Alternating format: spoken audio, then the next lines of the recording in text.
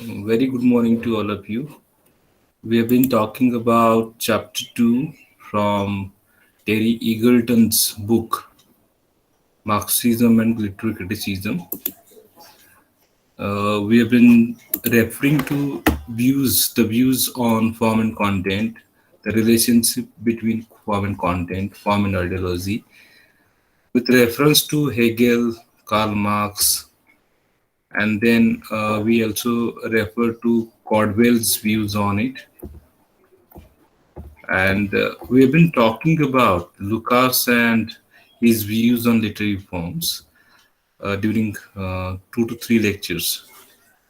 So, Lucas talks about European realism and the historical novel, how novel is a kind of microcosmic cosmic form which represents or reflects, mirrors the complex totality of society, and in doing so it combats the alienation and fragmentation. We understood that in the last lecture. Further, he refers to the Greeks and then Shakespeare and even Balzac and Tolstoy. Balzac was the French novelist, and Tolstoy was the Russian writer Leo Tolstoy. You must be knowing that. And further, he talks about the three great periods of historical realism, namely Greece, the Renaissance, and France in the early 19th century.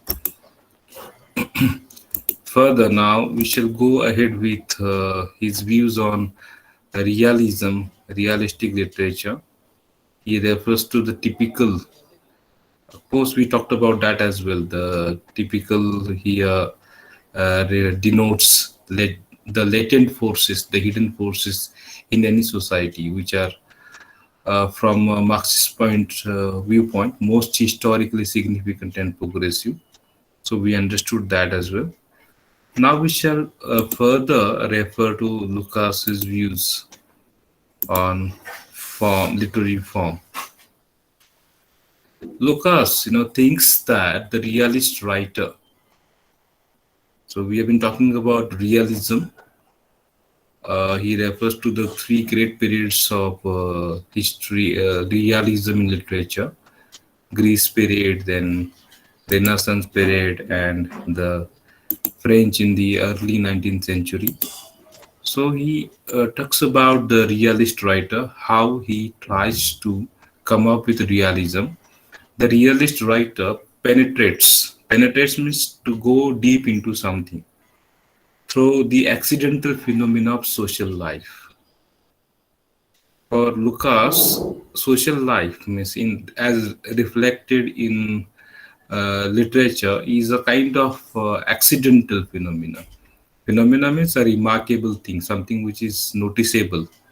So this phenomena is accidental. We refer to not the pre-planned as such. So this accidental phenomena of social life means whatever happens in social life is not pre-planned. Whatever happens in our lives many times is not pre-planned as such. Therefore, he talks about it as accidental phenomena, and this accidental phenomena of social life is dealt with by the realist writer. Is what we call depicted. Now, what is the purpose behind this? The purpose is to disclose the essence. The essence means the very required thing or essentials of a condition, certain necessities of condition. So this the purpose to penetrate through the accidental phenomena of social life is to disclose, to lay open the essences or essentials of a condition. Condition means the conditions in which we live. What are the requirements? For example, we talk about roti, kapda, makan. The example I'm giving, there are such essentials of human life, social life, and the realist writer try to disclose Okay, show, throw light on, selecting and combining them uh, into a total form. Okay, he selects these conditions, he combines them. Now, this is the process of selection and combination. It might remind you of the syntagmatic and paradigmatic relations.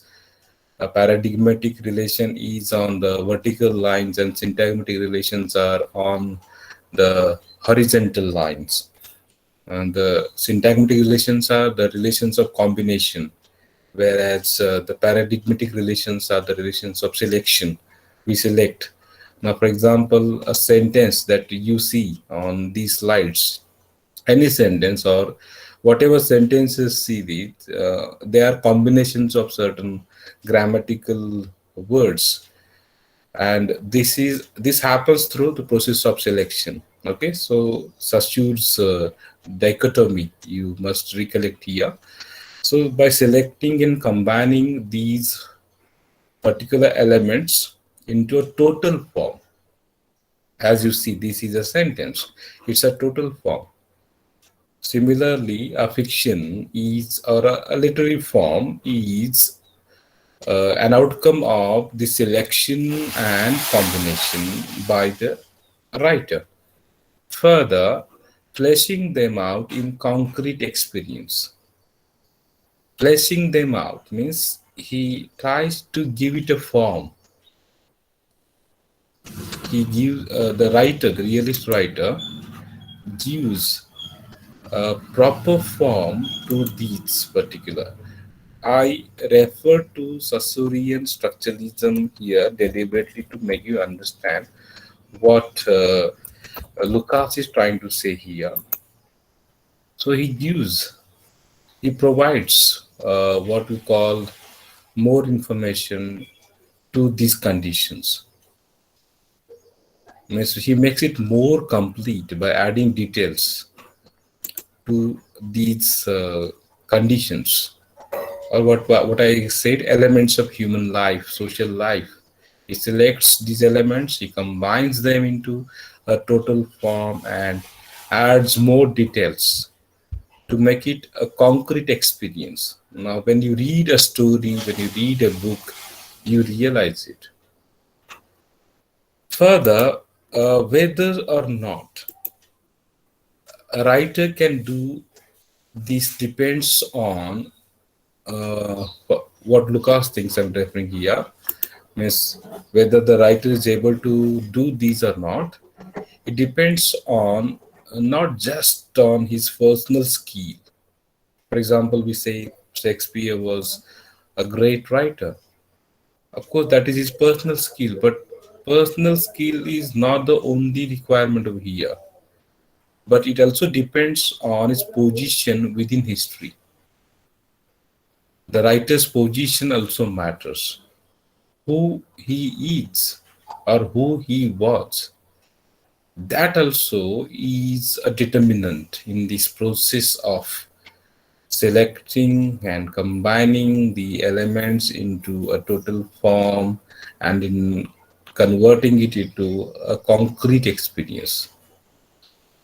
So Lucas thinks that the great realist writers arise from history.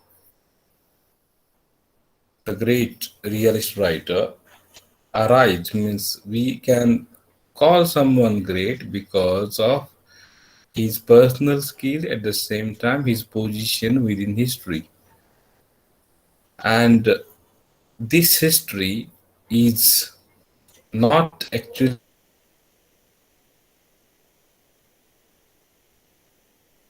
already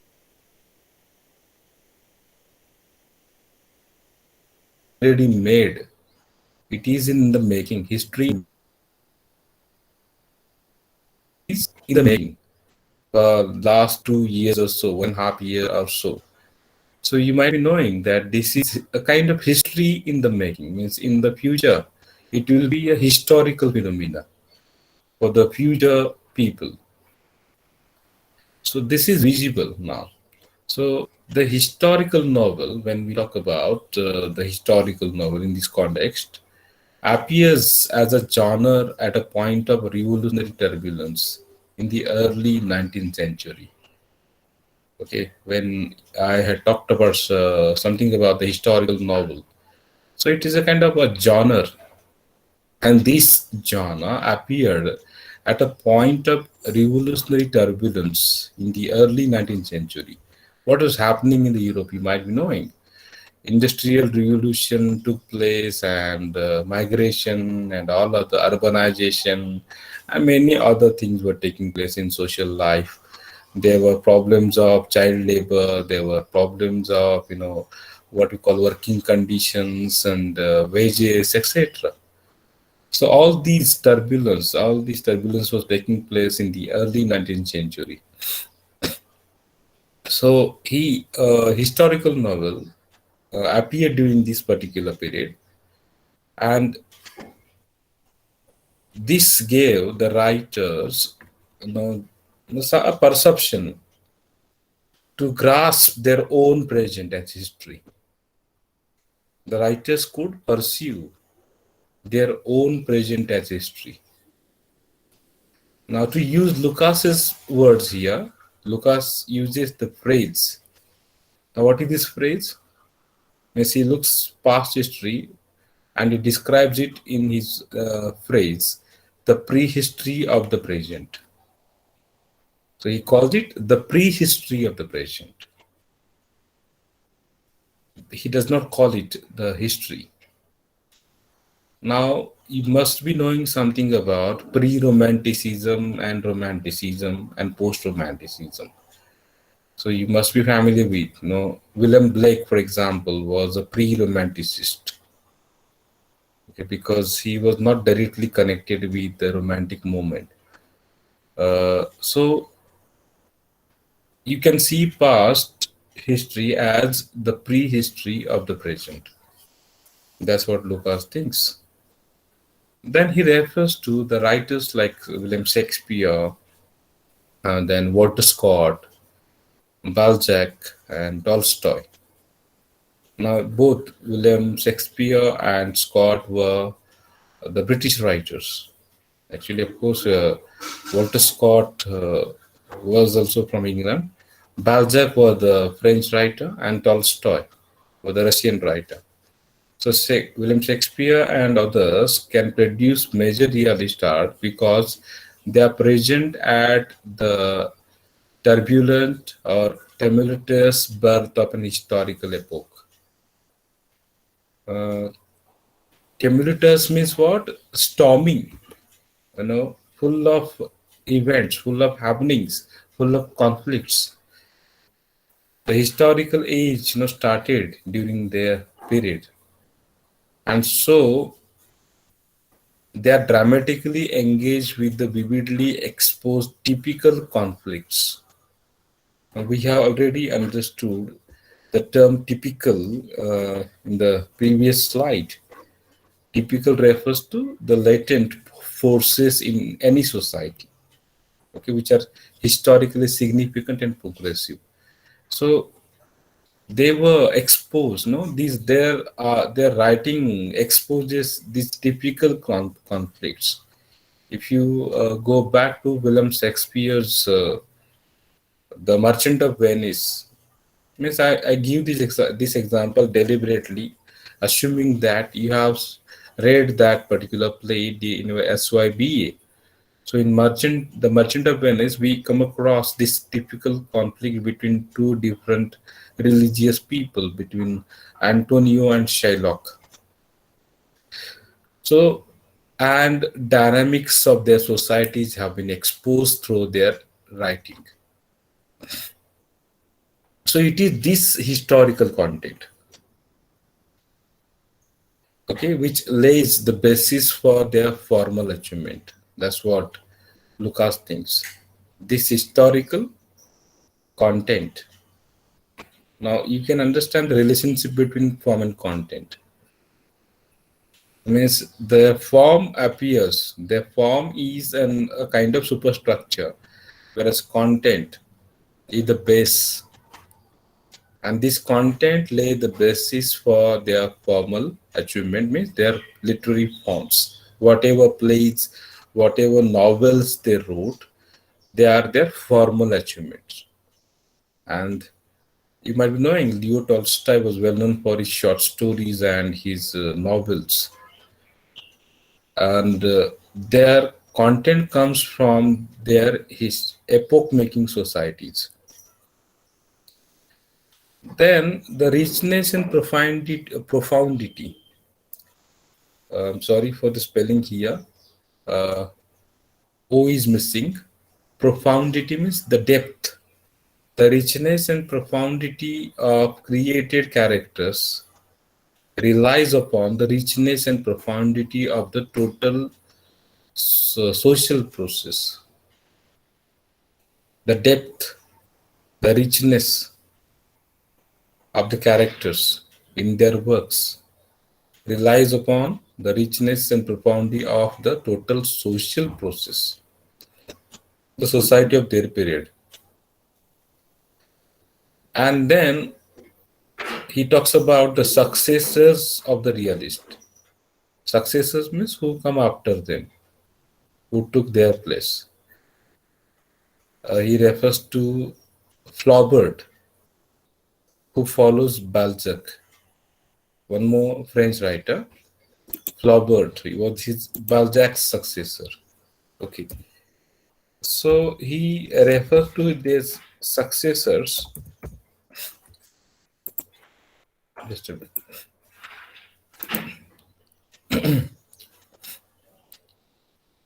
So for when we talk about for example Flaubert, who was the French novelist who followed Balzac, history is already an inert object for these realists. For example, Flaubert.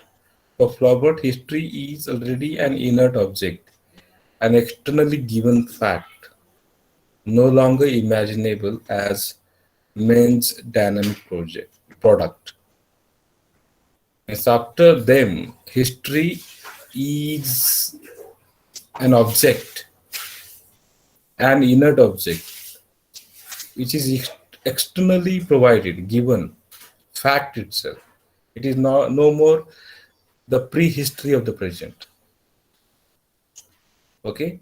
So realism, which is deprived of the historical conditions, gave it birth. Conditions were born during this period, splinters and declines into naturalism. Therefore, what happens then? First of all, there is realism, and this realism, which is deprived of the historical conditions, we understood that realism is in historical conditions, essential of a condition. We refer to that. It emerges from that. And this realism, which is deprived means which does not have historical conditions, gives birth to naturalism. Okay, it declines into naturalism. It becomes natural. And on the one hand, it becomes naturalism, and on the other hand, it becomes formalism. So we have talked about Russian formalism, and then even you are familiar with the term naturalism. So this is realism which gives birth to naturalism and formalism. That's what Lucas thinks.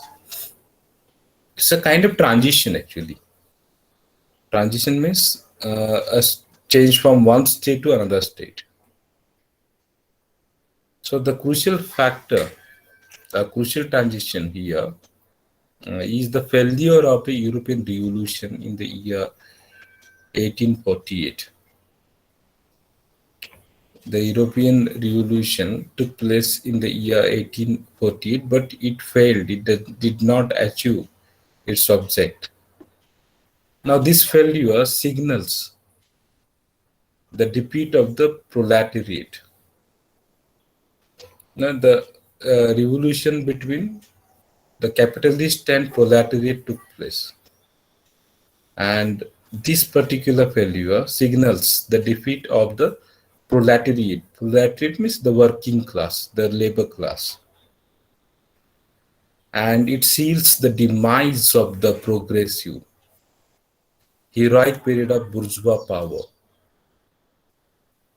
Okay, the failure of the European Revolution resulted into the defeat of the proletariat.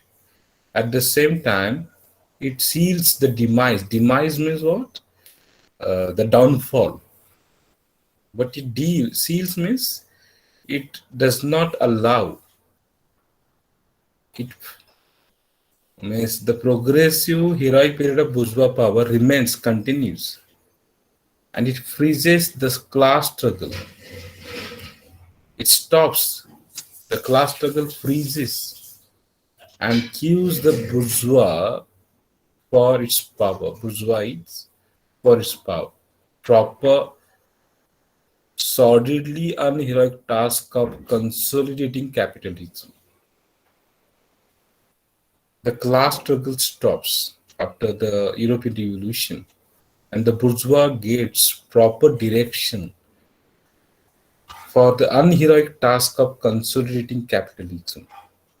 Capitalism is furthered, consolidated, it continues. The bourgeois ideology forgets its previous revolutionary ideals.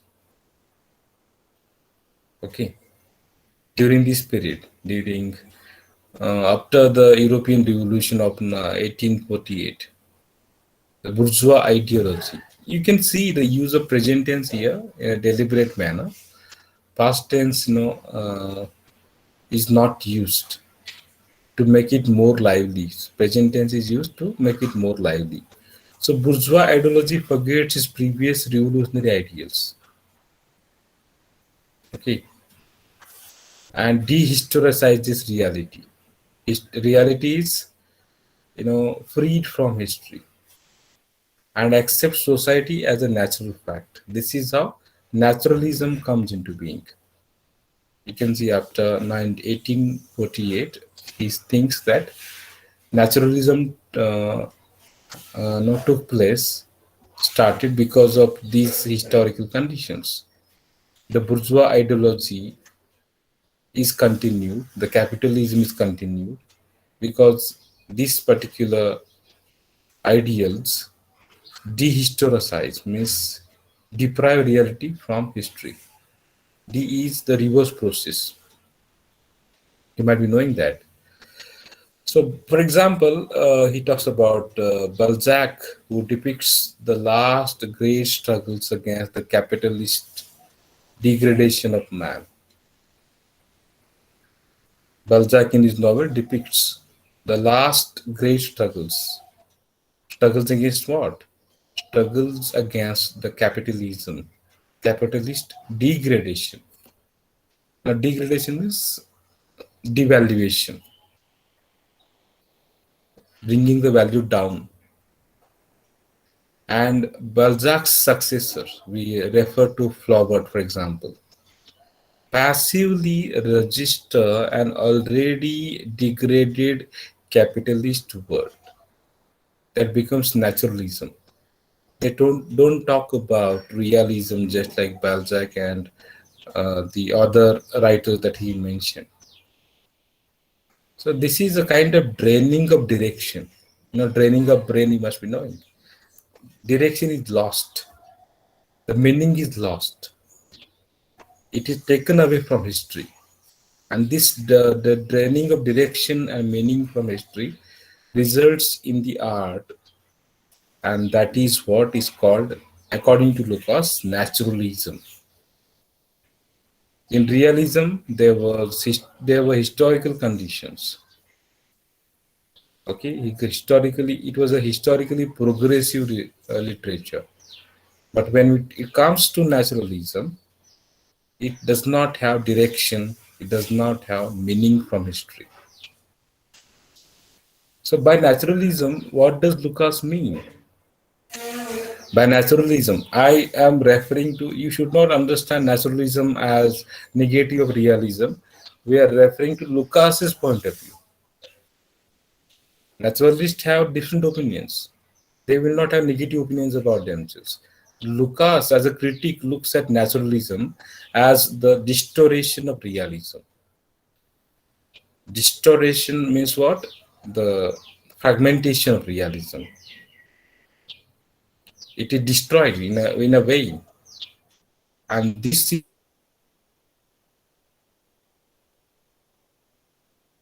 is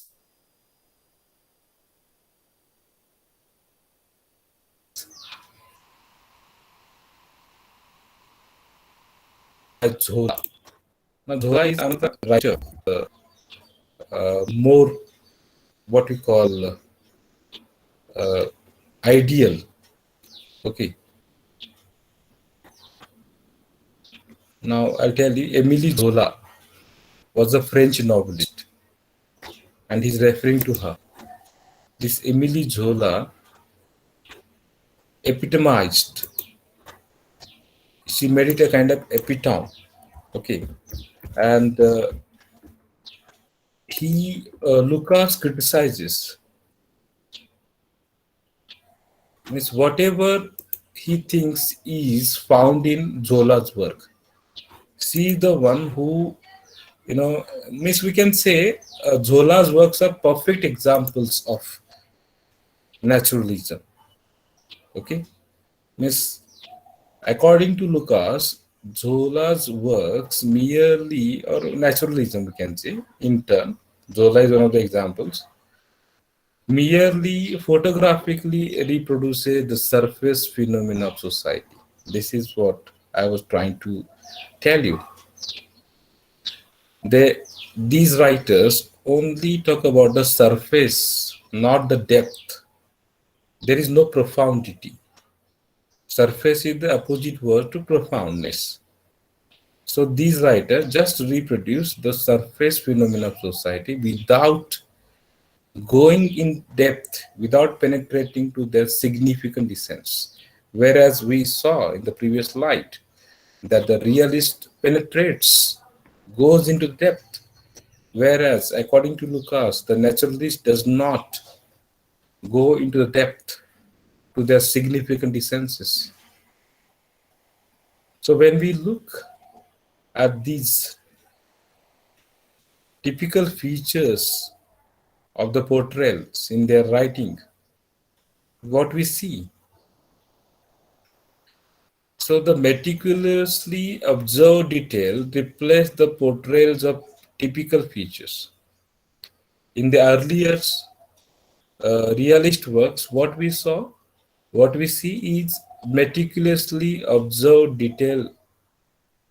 All details are presented, whereas in naturalist work, there is simply the portrayal of typical features. So this is what happens. Then the dialectical relations between men and their world give way to an environment of dead, contingent objects of disconnected from characters. So you can understand realism versus naturalism. What is happening here? In the earlier works, in Balzac, in Tolstoy, what we saw, there is the dialectical relations between men and their world, and this relation was replaced by an environment of dead contingent objects disconnected from character. Further, he talks about, we have been talking about the features of naturalism and realism. Realism first and naturalism in opposition to each other. The truly representative character yields me to submit. The truly representative character of realism, realistic works, realistic art, yields means submits to a cult of the average. That character is not representative. It is an average character, not having all qualities. I gave you the example from semantics in the last lecture. Means the characters from realistic work or realism are representative, prototypical, whereas the characters in naturalist art or in naturalism are a cult of the average. For example, I talked about robin and penguin. Robin is a prototypical bird. When I say a bird, robin has all its features. When you go for the conceptual analysis, semantic analysis, you'll realize robin has a beak, two legs, then it has wings and it can fly. All the features a typical bird must have are found in robin. When we talk about penguin, it lacks those qualities. So it can be called. So you can understand this with reference to robin and penguin. I'm giving you just one example, okay, from semantics. Further, psychology or physiology oust history as the true determinant of individual action. In naturalism, it is psychology or physiology. Takes place, takes the place of history. Okay? And it is an alienated vision of reality. Naturalism, whatever you find in naturalism, is an alienated vision of reality. It transformed the writer from an active participant in history to a clinical observer. The writer does not remain an active participant in history anymore. He simply becomes a clinical observer. There are some more things that we need to understand about naturalism and formalism. Let's understand them very quickly. We have got 2 more minutes. So, lack, naturalism lacks the understanding of the typical, and because of this, naturalism can create no significant totality. This is what Lucas thinks about naturalism. As it lacks an understanding of the typical, it can create no significant totality from its materials. It cannot create the unified epic or dramatic actions launched by realism. So, what we understand, the unified epic or dramatic actions launched by realism collapse into a set of purely private interests. So, this is his criticism. In naturalism, there is a collapse of the unified epic or dramatic action. He talks about formalism. I told you, formalism and naturalism are the result of the fall of what we call realism, the end of realism. So formalism reacts in an opposite direction, but it also betrays the loss of historical meaning.